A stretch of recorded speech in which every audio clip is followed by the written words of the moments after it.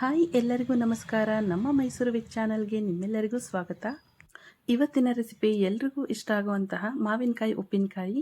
ಮಾವಿನಕಾಯಿ ಸೀಸನ್ನಲ್ಲಿ ಈ ಮಾವಿನಕಾಯಿ ಉಪ್ಪಿನಕಾಯಿನ ಈ ಥರ ಮಾಡಿಕೊಂಡ್ರೆ 1 ವರ್ಷ ಆದರೂ ಕೆಡದೆ ಇಟ್ಕೋಬಹುದು.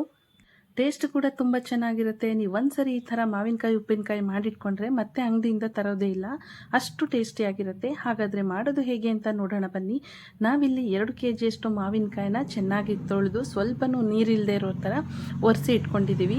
ಇದನ್ನು ಸ್ವಲ್ಪ ಚಿಕ್ಕದಾಗಿ ಕಟ್ ಮಾಡಿ ಇಟ್ಕೊಳ್ಳೋಣ. ನಿಮಗೆ ಯಾವ ಸೈಜಿಗೆ ಬೇಕು ಆ ಸೈಜ್ಗೆ ಈ ಥರ ಕಟ್ ಮಾಡಿ ಇಟ್ಕೋಬೇಕು.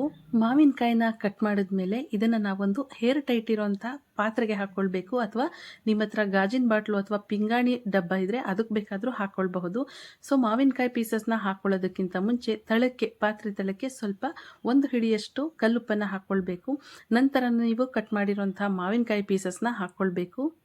ಮಾವಿನಕಾಯಿ ಪೀಸಸ್ನ ಹಾಕ್ಕೊಂಡ್ಮೇಲೆ ಮತ್ತೆ 1 ಹಿಡಿಯಷ್ಟು ಉಪ್ಪನ್ನು ಹಾಕ್ಕೊಳ್ಬೇಕು, ಮತ್ತೆ ಮಾವಿನಕಾಯಿ ಪೀಸಸ್ನ ಹಾಕ್ಕೊಳ್ಬೇಕು. ಈ ಥರನೇ ಮಾಡಿ ಇದನ್ನು ಒಂದು ಕಡೆ ಸ್ಟೋರ್ ಮಾಡಿ ಇಟ್ಕೊಳ್ಳೋಣ. ನಾವಿಲ್ಲಿ ಮಾವಿನಕಾಯಿ ಪೀಸಸ್ನ ನೆನೆಸಿ 10 ದಿನ ಇಟ್ಟಿದ್ವಿ. ಈಗ ತೋರಿಸ್ತಾ ಇರೋದು 10 ದಿನ ಇಟ್ಟಿರೋವಂಥದ್ದು. 10 ದಿನ ಆದಮೇಲೆ ನಾವು ಮಾವಿನಕಾಯಿ ಪೀಸಸ್ನ ಬೇರೆ ಪಾತ್ರೆಗೆ ಹಾಕ್ಕೊಂಡಿದ್ದೀವಿ. ಸೊ ಅದರ ನೀರನ್ನೆಲ್ಲ ನಾವು ಸಪ್ರೇಟ್ ಮಾಡಿ ಮಾವಿನಕಾಯಿ ಪೀಸಸ್ನ ಎತ್ತಿಟ್ಕೊಂಡಿದ್ದೀವಿ. ಈಗ ನಾವು ಮಾವಿನಕಾಯಿಗೆ ಮಸಾಲೆನ ರೆಡಿ ಮಾಡೋದಕ್ಕಿಂತ ಮುಂಚೆ ಒಂದು ಪಾತ್ರೆಯಲ್ಲಿ 1.5 ಗ್ಲಾಸಷ್ಟು ನೀರನ್ನು ಹಾಕ್ಕೊಂಡಿದ್ವಿ. ಆ ನೀರಿಗೆ ಸ್ವಲ್ಪ 2 ಟೇಬಲ್ ಸ್ಪೂನಷ್ಟು ಕಲ್ಲುಪ್ಪನ್ನು ಹಾಕ್ಕೊಂಡು, ಕಲ್ಲುಪ್ಪು ಕರಗಿದ ಮೇಲೆ ನೀರನ್ನು ತಣ್ಣಗೆ ಮಾಡಿ ಇಟ್ಕೊಂಡಿದ್ದೀವಿ. ನಂತರ ನಾವಿಲ್ಲಿ ಮಸಾಲೆನ ರೆಡಿ ಮಾಡ್ಕೊಳ್ತಾ ಇದ್ದೀವಿ. ಉಪ್ಪಿನಕಾಯಿಗೆ ಈ ಮಸಾಲೆನೇ ತುಂಬ ರುಚಿ ಕೊಡೋದು. ನಾವಿಲ್ಲಿ 200 ಗ್ರಾಮ್ ಅಷ್ಟು ಸಾಸಿವೆನ ಹುರಿದು ಸಪ್ರೇಟಾಗಿ ಎತ್ತಿಟ್ಕೊಂಡಿದ್ದೀವಿ. ಸಾಸಿವೆನ ಎಷ್ಟು ಪ್ರಮಾಣದಲ್ಲಿ ಹಾಕ್ಕೊಂಡಿದ್ವೋ ಅಷ್ಟೇ ಪ್ರಮಾಣದಲ್ಲಿ ಜೀರಿಗೆನ ಹಾಕ್ಕೊಂಡು, ಜೀರಿಗೆ ಸ್ವಲ್ಪ ಕೆಂಪಾಗೋವರೆಗೂ ಫ್ರೈ ಮಾಡಿಕೊಂಡು ಇದನ್ನು ಕೂಡ ಸಪ್ರೇಟಾಗಿ ಎತ್ತಿಟ್ಕೊಂಡಿದ್ದೀವಿ. ಅಂದರೆ 200 ಗ್ರಾಮ್ ಅಷ್ಟು ಸಾಸಿವೆ, 200 ಗ್ರಾಮ್ ಅಷ್ಟು ಜೀರಿಗೆನ ಹುರಿದು ಎತ್ತಿಟ್ಕೊಂಡಿದ್ದೀವಿ. ಸಾಸಿವೆ ಮತ್ತು ಜೀರಿಗೆ ಎರಡನ್ನೂ ಕೂಡ ಸಮ ಪ್ರಮಾಣದಲ್ಲಿ ಹಾಕ್ಕೊಂಡಿರಬೇಕು. ಈಗ 2 ಹಿಡಿಯಷ್ಟು ಬ್ಯಾಡಗಿ ಮೆಣಸಿನಕಾಯಿ, ರುಚಿಗೆ ತಕ್ಕಷ್ಟು ಕೆಂಪು ಮೆಣಸಿನಕಾಯಿನೂ ಕೂಡ ಸ್ವಲ್ಪ 10 ಸೆಕೆಂಡ್ ಅಷ್ಟು ಹುರಿದು ಎತ್ತಿಟ್ಕೊಳ್ಬೇಕು. ಇದಕ್ಕೆ 1.5 ಟೇಬಲ್ ಸ್ಪೂನ್ ಅಷ್ಟು ಮೆಂತ್ಯನ ಹಾಕ್ಕೊಂಡಿದ್ದೀವಿ. ಮೆಂತ್ಯನೂ ಕೂಡ ಸ್ವಲ್ಪ ಬ್ರೌನ್ ಕಲರ್ ಬರೋವರೆಗೂ ಹುರಿದು ಅದರಲ್ಲೇ ಹಾಕ್ಕೊಳ್ಳೋಣ. ಮೆಂತ್ಯನ ಸ್ವಲ್ಪ ಜಾಸ್ತಿ ಹಾಕ್ಕೊಳ್ಬಾರ್ದು, ಕಹಿ ಬಂದುಬಿಡುತ್ತೆ. ಸಾಸಿವೆ, ಜೀರಿಗೆ, ಮೆಣಸಿನಕಾಯಿ, ಮೆಂತ್ಯ ಏನು ಹುರ್ಕೊಂಡಿದ್ದೀವಿ ಇದೆಲ್ಲ ಕಂಪ್ಲೀಟಾಗಿ ಕೂಲ್ ಆಗಬೇಕು. ಈಗ ಎಲ್ಲ ಕಂಪ್ಲೀಟಾಗಿ ಕೂಲ್ ಆಗಿದೆ. ಇದನ್ನು ನಾವು ಒಂದು ಮಿಕ್ಸರ್ ಜಾರ್ಗೆ ಹಾಕ್ಕೊಂಡು ಫಸ್ಟ್ ಈ ಥರ ನೀರು ಹಾಕ್ಕೊಳ್ದೆ ರುಬ್ಕೊಳ್ತಾ ಇದ್ದೀವಿ.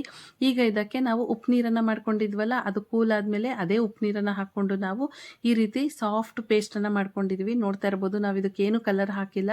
ನಾವು ಹಾಕ್ಕೊಂಡಿರುವಂಥ ಏನು ಮಸಾಲೆ ಇಂಗ್ರೀಡಿಯೆಂಟ್ಸ್ ಇದೆ ಅದರಲ್ಲೇ ಒಳ್ಳೆ ಕಲರ್ ಬಿಟ್ಕೊಂಡಿದೆ. ಈ ಪೇಸ್ಟನ್ನು 10 ದಿನಗಳ ಕಾಲ ನೆನೆಸಿಟ್ಕೊಂಡಿದ್ವಲ್ಲ ಮಾವಿನಕಾಯಿ ಪೀಸಸ್ಸು, ಅದಕ್ಕೆ ಹಾಕ್ಕೊಳ್ತಾ ಇದ್ದೀವಿ.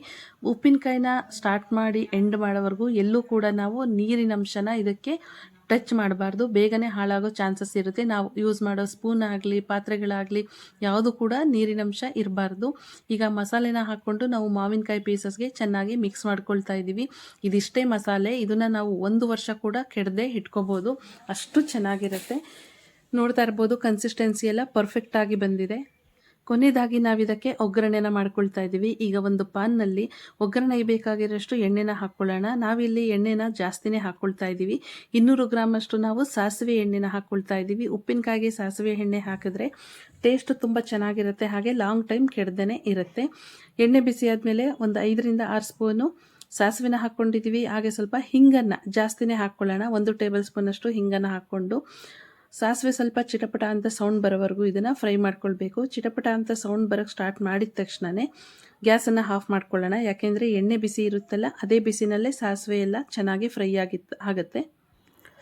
ಒಗ್ಗರಣೆ ಆದಮೇಲೆ ಎಣ್ಣೆನ ಕಂಪ್ಲೀಟಾಗಿ ಕೂಲ್ ಆಗೋದಕ್ಕೆ ಬಿಟ್ಬಿಡಬೇಕು. ನಾವು ಸುಮಾರು 1.5 ಗಂಟೆ ಕೂಲ್ ಆಗೋದಕ್ಕೆ ಬಿಟ್ಬಿಟ್ಟಿದ್ವಿ.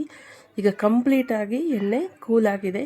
ಈಗ ಇದನ್ನು ನಾವು ಉಪ್ಪಿನಕಾಯಿ ಮಾಡಿಟ್ಕೊಂಡಿದ್ವಲ್ಲ ಅದಕ್ಕೆ ಸ್ವಲ್ಪನೇ ಹಾಕ್ಕೊಂಡು ಮಿಕ್ಸ್ ಮಾಡ್ಕೊತಿದ್ದೀವಿ. ಇದೇ ಥರ ಪ್ರೊಸೀಜರ್ನ ನೀವು ಫಾಲೋ ಮಾಡಿದ್ರೆ ಈ ಉಪ್ಪಿನಕಾಯಿನ 1 ವರ್ಷದವರೆಗೂ ಕೆಡದೆ ಇಟ್ಕೋಬಹುದು. ಟೇಸ್ಟ್ ಕೂಡ ತುಂಬಾ ಚೆನ್ನಾಗಿರುತ್ತೆ. ಈ ಥರ ನೀವು ಮಾಡ್ಕೊಂಡು ನೋಡಿ. ಅಂಗಡಿ ಉಪ್ಪಿನಕಾಯಿನೇ ನೀವು ತರೋದಿಲ್ಲ, ಮನೇಲೇ ಮಾಡ್ಕೊಂಡು ತಿಂತೀರಾ, ಅಷ್ಟು ಚೆನ್ನಾಗಿರುತ್ತೆ. ಹಾಗಾದರೆ ನೋಡಿದ್ರಲ್ಲ ಮಾವಿನಕಾಯಿ ಉಪ್ಪಿನಕಾಯಿನ ಹೇಗೆ ಮಾಡೋದು ಅಂತ. ಈ ರೆಸಿಪಿ ನಿಮಗೆಲ್ಲ ಇಷ್ಟ ಆಗಿದ್ರೆ ನಮ್ಮ ಚಾನಲ್ನ ಲೈಕ್ ಮಾಡಿ, ಶೇರ್ ಮಾಡಿ, ಸಬ್ಸ್ಕ್ರೈಬ್ ಮಾಡಿ, ಪಕ್ಕದಲ್ಲಿರುವಂಥ ಬೆಲ್ ಐಕನನ್ನು ಕ್ಲಿಕ್ ಮಾಡಿ. Thank you all.